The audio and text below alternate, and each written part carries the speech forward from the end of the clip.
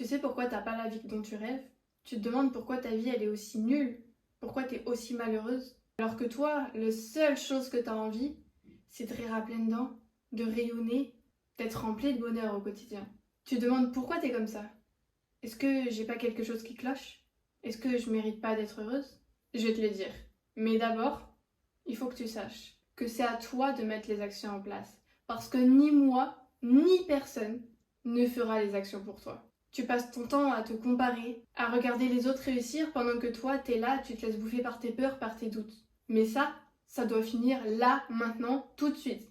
À la fin de cette vidéo, il faut que tu prennes conscience d'une chose essentielle. Tu te laisses mourir à petit feu. T'es pas en train de vivre, meuf. T'es en train de survivre. On dit souvent que les gens commencent à se laisser mourir entre 25 et 30 ans. Et tu sais quoi? C'est vrai. Pas physiquement, bien sûr. Physiquement, ils sont toujours là, sur Terre.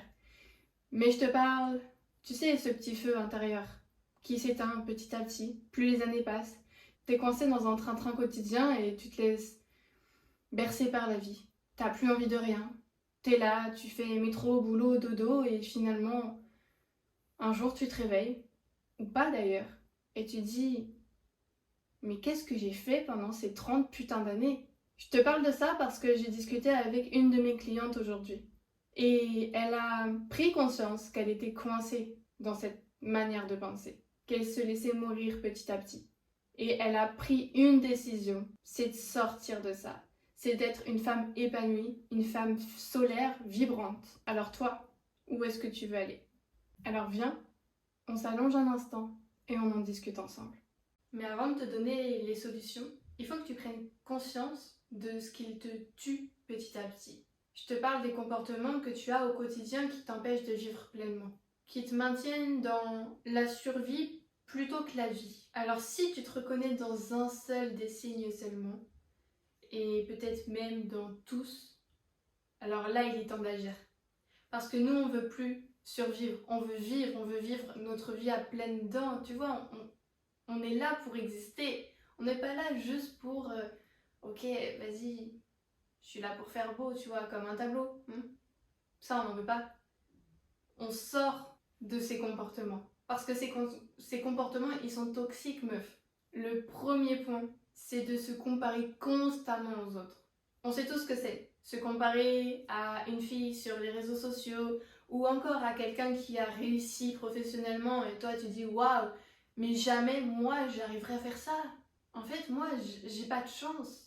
Alors à partir de ce moment-là, tu te sens inférieur, tu te sens la traîne, tu te demandes mais qu'est-ce qui cloche chez moi? Mais sache que chaque personne a son propre rythme. Alors il est juste temps d'arrêter ça. On n'en veut plus de cette comparaison constante que tu as. Et tu sais pourquoi? Parce que ça te freine dans ton propre épanouissement, dans ta propre vie. Alors laisse tomber tout ça et juste reconnecte-toi à ta lumière. Parce que ta lumière, elle a toujours été là. Il faut juste que tu laisses tout tomber. Lâche prise. Et tu verras que la situation s'améliorera. Pas qu'un peu, non, énormément. Le point numéro 2, c'est sous-estimer ses réussites. Je m'explique. C'est quelque chose qui m'est arrivé aussi pendant très longtemps. Je minimisais mes réussites. Peu importe ce que je réalisais, que ce soit réussir les 10 km de course à pied alors que j'avais jamais dépassé les 5, ou avoir réussi à faire quelque chose, peu importe ce que c'est. J'arrivais pas à voir la valeur de ce que j'avais fait. Et pire encore, j'arrivais même pas à me féliciter. Et ça, finalement, qu'est-ce que ça fait? Ça m'empêchait de m'épanouir. Alors un conseil, tu dois apprendre à célébrer même tes petites victoires. Parce que quand tu valorises tes petits pas, tes petites victoires, eh bien tu vas aller dans une boucle vertueuse. Ça veut dire que plus ça va aller, plus tu vas trouver ça normal et plus tu vas avoir des réussites de plus en plus grandes. C'est ce qui s'est passé pour moi.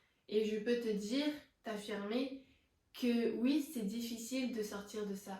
Mais il suffit d'une seule chose, c'est que tu prennes la décision de pouvoir y arriver.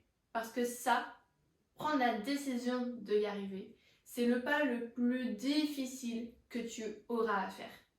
Le point numéro 3, ça va être de ne pas prendre soin de soi.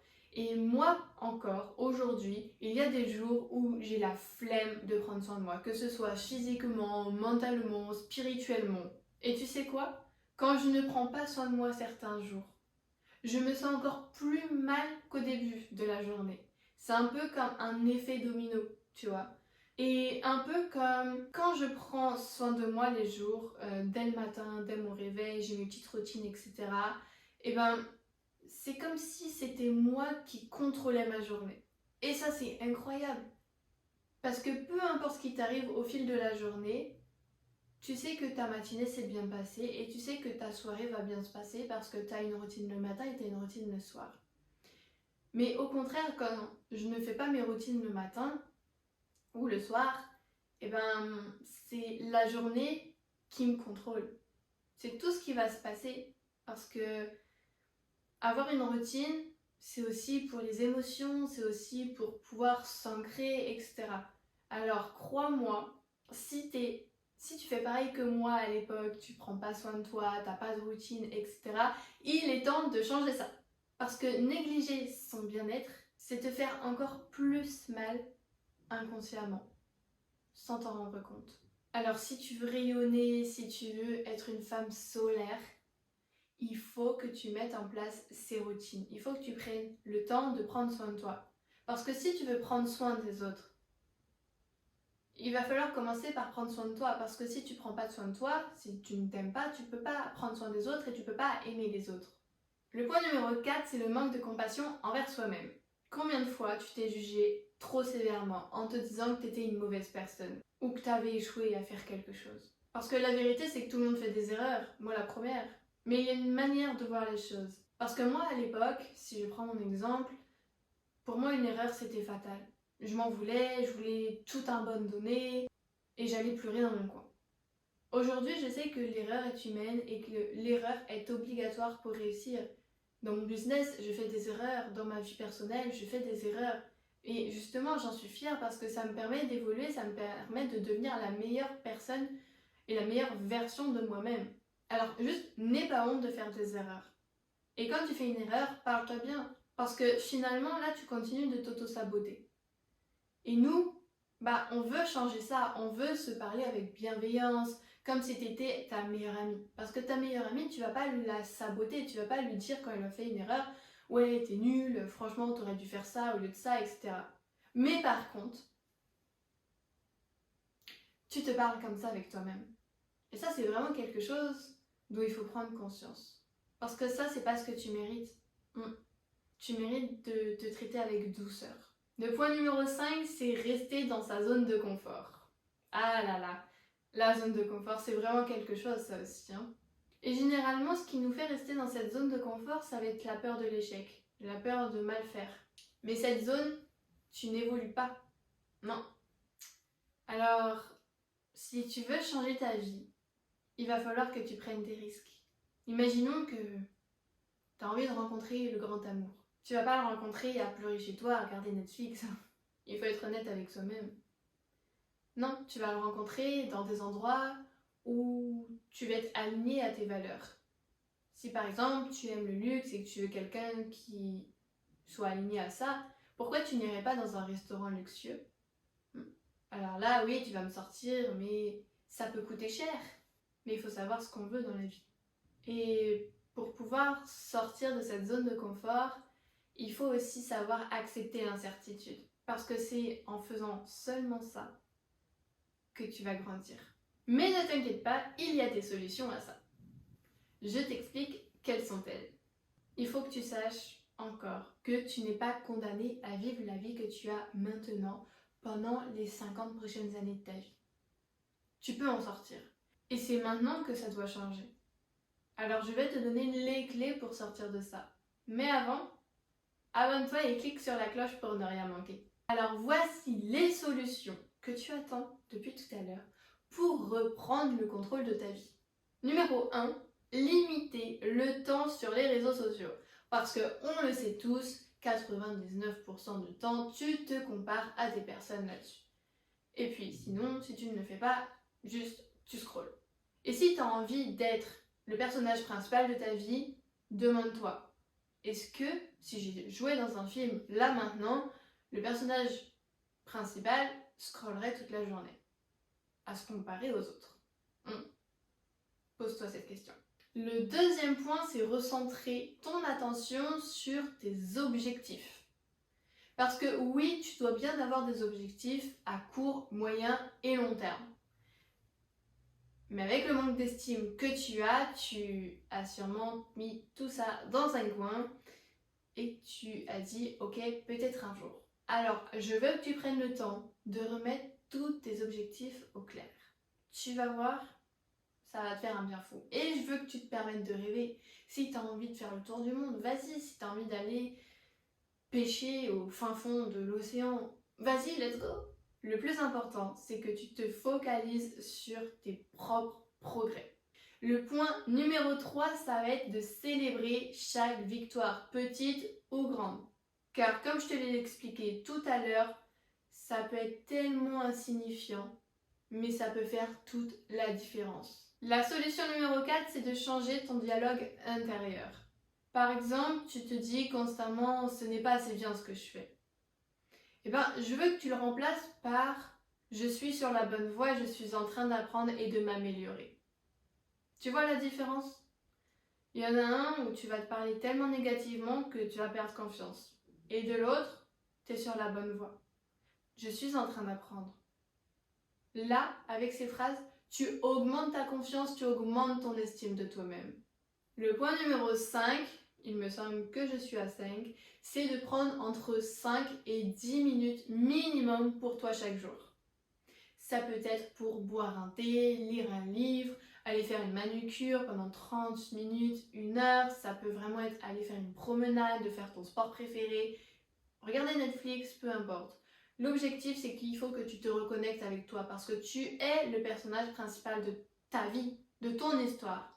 Et comme je te l'ai dit, ça passe par prendre du temps pour soi. On veut pas que ce soit avec quelqu'un, non, là on veut que ce soit toute seule. À la rigueur, emmène ton doudou, mais c'est tout quoi, tu vois, juste toi, avec toi-même. Parce que finalement, ça va te permettre de prendre soin de toi. Ça peut être un bien-être général, mais aussi mentalement. Parce que généralement, on pense au physique, mais le mental, le spirituel, tout ça c'est aussi important, voire même peut-être plus important que le physique. Alors, let's do it, girl. Et le point numéro 6, du coup, il va compléter le point numéro 5, ça va être de prendre soin de sa santé mentale. Ici, je veux que tu fasses quelque chose chaque semaine qui va te nourrir ton esprit. Ça peut être lire, ça peut être méditer, ça peut être prier, peu importe.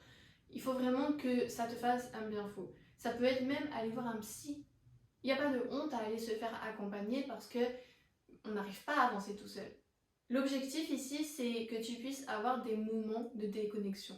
Et je veux pas que tu culpabilises à l'idée de prendre du temps pour toi. Parce que ça, c'est aussi le réel challenge. Généralement, quand t'as pas l'habitude de te faire passer en priorité et que tu priorises les autres plutôt que toi-même, eh ben, tu vas culpabiliser de prendre du temps pour toi. Et ça, on veut pas. On veut pouvoir changer cette chose.